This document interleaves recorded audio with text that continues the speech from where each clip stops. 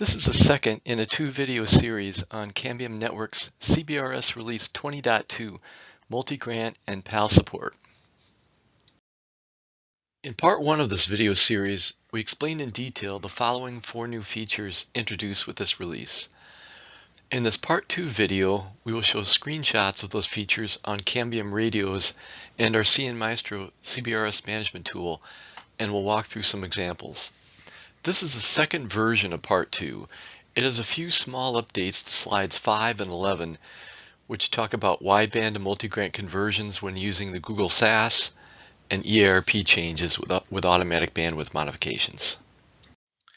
To use these features, you will need CNMaestro version 3.02 and radio software 20.2. The CNMaestro software will be released the week of April 5th, as explained on this slide. The radio software won't be formally released until early the week of April 12th, but a beta version is targeted for release on April 7th, along with an updated version of our CBRS Consolidated Procedures Guide. That Procedures Guide will contain more details on these features than this presentation. Operators are strongly encouraged to take the beta release after April 7th and start their grant conversions right away. Then the official software release is just an upgrade on sectors that have already been converted to MultiGrant.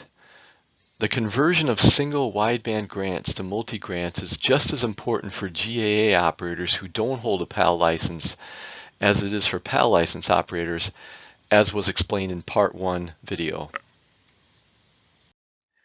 After your radios are upgraded to 20.2, heart beating of the existing single wide grants will continue. You will see the 3 new feature option configuration flags in the Configuration CBRS page of the AP. They are enabled by default, and most operators will want to leave these enabled. For a detailed description of what each flag does, see the Part 1 video. Grants can be converted from single wide grant to MultiGrant simply by relinquishing them. This traditional method of using the relinquish buttons on the session status page of the AP can be used, or a new relinquish button has been added to the CNMaestro tool specifically for this purpose. Although you can do a subset of a sector's radios at a time, Cambium's suggested method is to do the entire sector at the same time. In about 2 minutes, new grant requests will be sent for the AP. Once it's authorized, new MultiGrants will be requested for the SMs one at a time as they come back online.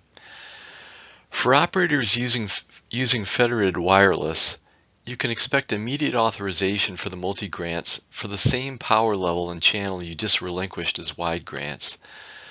For the SMs then, you only have the possible delay as they reestablish the RF connection, so it's not outage free even for federated wireless, but downtime is minimized. For CommScope customers in a CPAS area, it is suggested to do this in the evening prior to a CPAS cycle to minimize possible downtime. CommScope does have the same-day grant feature, which Cambium's radios do support, which in most cases in those CPAS zones will take place automatically and can bring the radios back online quickly, with possibly a lower ERP until CPAS time. Currently, CommScope's CPAS cycle runs from 7 a.m. to 10:15 a.m. GMT time, although the cutoff for obtaining same-day grants is 1 hour prior to that at 6 a.m. GMT time.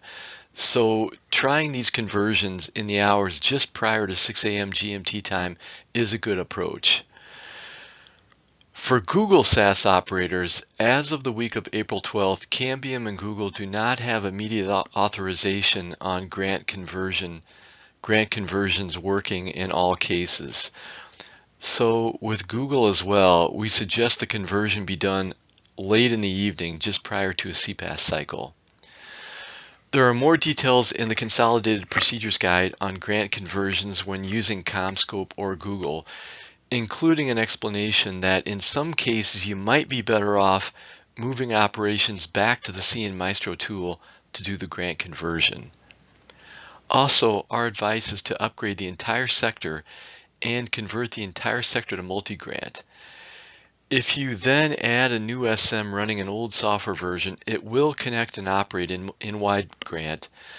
You'll see a limited warning in the session status page for every such SM, and this banner at the top of the GUI indicating reduced functionality and the request to upgrade them, but basic connectivity and traffic bridging is supported in this scenario. Here's a couple screenshots from the AP after a successful conversion of a sector, showing 3 grants instead of 1 per device. The first screenshot is from the log CBRS page, the second from the session status page. Here's a couple screenshots of what you would see on CN Maestro before and after the grant conversion of a CBSD. Notice the single bubble indicating one 30 MHz grant in the before screenshot, with the 3 green bubbles showing the 3 10 MHz grants after the conversion in the screenshot at the bottom. The third step is to check and update the center frequency and bandwidths in your SM that they can scan. See part 1 of this video for an explanation on why this is important and for a link to a template you can use in CN Maestro to make these updates easier. And the Consolidated Procedures Guide also talks about this step. Although Cambium does have the Follow Me feature, which attempts to update the SM's channel whenever the frequency and bandwidth is changed, it's not a guaranteed delivery to the SM, so it's important to make these updates. The fourth step is optional but highly recommended. Operators should try to adjust their center frequency and/or bandwidth to align to a 10 MHz raster. Here again, this is discussed in detail in part 1 of this video series. If that isn't done, it's a good idea to make sure 5 MHz is part of the scan list in the SMs also. See the procedure guide for how to change your center frequency on a currently running sector and for an optional CN Maestro template that can be edited and pushed. When adding a new sector, requesting the grants using the CN Maestro tool is still the most common method. The CN Maestro software will automatically determine which grant type the sector needs based on the software running on the devices or the state of the current grants in the radio if the devices are running newer software. In the Spectrum Inquiry Response pop-up GUI, there is a flag to force this to one method or another, but under most cases this should be left to the software to derive the setting that is needed. One limitation of this flag is it's not supported on a per SM basis. We have just one flag per sector. So if you have a sector that has already been converted to MultiGrant and later you want to add a new SM to this sector, but that new SM is not yet running 20.2 software, the best action is usually to use the CN Maestro tool only for importing and syncing the installation parameters to the SM. Then let the AP request the grants for the SM. If you attempt to use this tool to obtain the grants for this 20.1 radio, you might encounter problems syncing the grants to the device and run the risk of an unexpected deregistration. Look for the screenshot in the Start CBS Procedures subsection of the Procedures document for a detailed explanation on the cleanest method for doing this.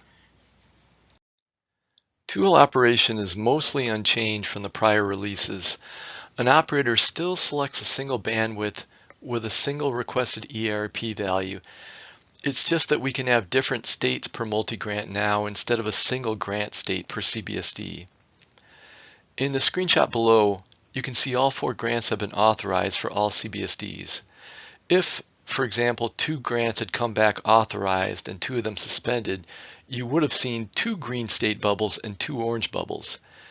You can then either wait for authorization for the 2 suspended grants before syncing them to the AP, or you could sync the grants now and let the radio continue the heartbeats on all 4 grants. I'll talk more about how the radio would handle that in the next slide. Depending on the particular SAS you're using, you may or may not be offered a same-day grant lower ERP value for these grants on the tool. The action you should or shouldn't take at that point is discussed in detail in the Consolidated Procedures Guide. If the grants had been made from the radio and not the tool, these decisions are handled automatically in the radio code. So if an operator decides to sync grants from the tool to the radio before they are all authorized, or decides to request the grants directly from the AP, As was explained in part 1 of this video series, our radio code manages those bandwidth changes automatically. Here's a screenshot of a CBRS log showing radio requested multi-grants for an AP. In this example, one grant was authorized on the first heartbeat exchange. 2 more grants were authorized a few minutes later. Then the last grant is in suspended state pending CPAS. This radio is currently operating on 20 MHz centered at 3650. The 3670 to 3680 can't be used yet because it's not adjacent to the other 2 authorized grants, but can be used once the 3660 to 3670 grant is authorized. On any grant state change, Cambium will delay 1 additional heartbeat exchange before changing the bandwidth and center frequency to try to minimize the number of changes. This screenshot was taken on slightly older software. The very latest radio software will show that suspended grant as suspended state instead of granted state. The granted EIRP per megahertz per grant is shown in the far right column of this table. In this example, this value is the same per grant. So the total EIRP for the sector has been lowered automatically by 3 dB from the original configured value, reflecting the smaller 20 MHz bandwidth currently in operation. An update here from the version 1 slides. Unlike the 20.2 beta version that was released on April 7th, the formal release of 20.2 software does also support the automatic increase in transmit power when the bandwidth is increased. In the example on the previous page, the third grant was in suspended state pending CPAS at the same 2 dBm per megahertz ERP as the other 3 grants. At that point, the total AP ERP was plus 15 dBm instead of plus 18 dBm due to the smaller bandwidth. When CPAS did occur, this grant was terminated and offered only a minus 3 dBm per megahertz EIRP. So 1 heartbeat exchange later, the bandwidth is automatically increased from 20 MHz to 40 MHz. The center frequency is adjusted to 3660, and the total EIRP across that 30 MHz is adjusted to 13 dBm, since its density in dBm per megahertz will match the lowest of all 4 grants. You can see that result in the top section of the screenshot. Cambium currently uses a 6 dB threshold for such bandwidth adjustment decisions. So, for example, if that third grant had been, say, minus 5 dBm per megahertz, which is 7 dB less than the current density of the grants in use, this third grant would not have been used and we would have stayed at 20 megahertz with a 15 dBm transmission power. If in this case an operator did not want to operate with this lower EIRP, they can simply relinquish all 4 grants from the home session status page, then in the next 2 minutes adjust the requested EIRP back to 15 dBm in the configuration radio page, then adjust the bandwidth and center frequency back to 20 MHz and 3650. Cambium doesn't currently support relinquishing just a subset of the grants, so you need to relinquish all 4, then ask for the 2 you want again. Suspension of existing authorized grants due to DPA activation is handled in the same way. The SM must have authorized grants for at least the subset of grants that the AP has authorized. Otherwise, the SM will be in suspended state, accessible over the air interface, but unable to bridge traffic. Termination handling is similar to suspension handling.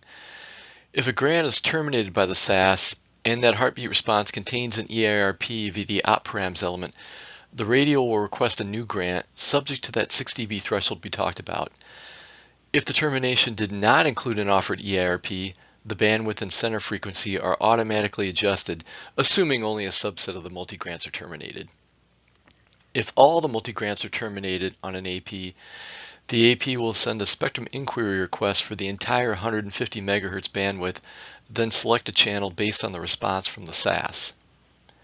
One way but not the only way to tell that an AP was terminated off its current channel and moved to a new channel is the AP will live update CNMaestro with the new operating frequency. See the upper left corner of the screenshot. The AP started at center frequency 3630, was terminated off the channel by the SAS, so a spectrum inquiry exchange was initiated by the AP. It found 3610 to be available, so the channel was moved to 3610 and CNMaestro was updated. See the procedures guide for an example of an alarm you would see for this termination. As explained in part 1 of this video series, GAA operators need 20.2 code and MultiGrant to best handle the possible terminations as described in the previous slide. These terminations can be triggered by PAL operators activating protection on their spectrum.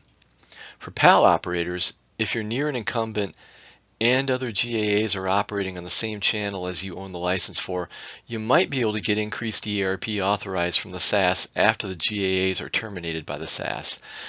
Whether that increase is offered automatically or you need to request it depends on the timing of when your radios are on the channel and when protection is applied versus the CPAS cycles.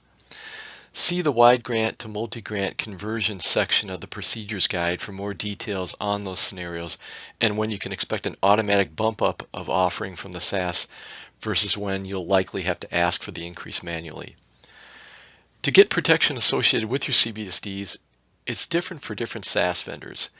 Google and Federated Wireless are similar and automatically associate grants with a protection zone. CommScope is different and requires the operator to log into the portal and make the associations. CommScope expects to have their own documentation available the week of April 5th on PALs, but specifically for Cambium radios, after an operator has associated the registered CBSDs with the protection zone, CommScope will run a script to automatically convert GAA grants to PAL grants, avoiding a termination from the SAS at CPAS time for the purpose of the conversion. After any deregistration and registration with the CommScope SAS, an operator must log back into the portal and reassociate those grants with the protection zone.